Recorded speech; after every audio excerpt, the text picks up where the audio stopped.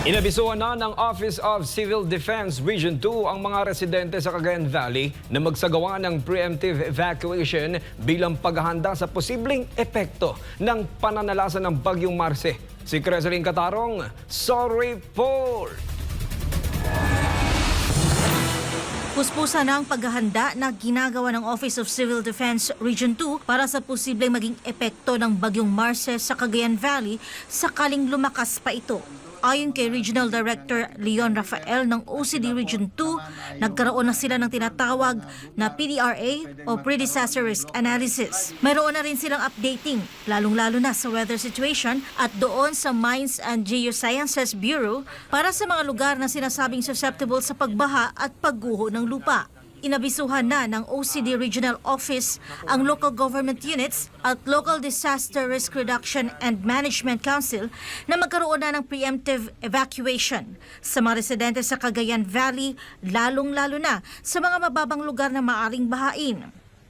Yung mga dati nang binabaha at saka sa lugar po na pwedeng magkaroon din ng pagguho ng lupa. Ang mga ito po ay lalong-lalo na dito sa gilid po ng ating Cagayan River po.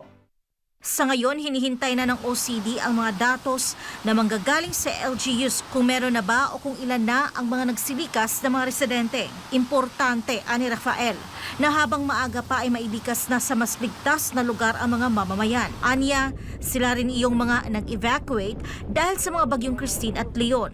Sila rin po yung inaasahan natin na magtutungo sa ating mga evacuation centers kasi po sila po yung mga nandun sa mga gilid ng ating Cagayan River. At sila po naman ay yung mga nandun sa mga lugar na pwedeng magkaroon ng localized flooding at pwedeng pagguho ng mga lupa.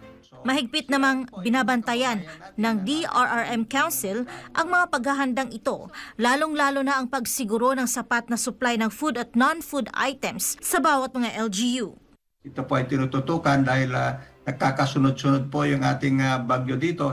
Gaya ng nasabi ko kanina, pang-apat na po ito, ay nagkakaroon na po ng replenishment ng mga food items o kaya yung mga family food pack natin ng lalong-lalo na ang DSWD. Sa ngayon po ay meron pa ring mga replenishment na ginagawa po sila. Para sa Diyos at sa Pilipinas kong mahal, Creseline Catarong, SMNI News.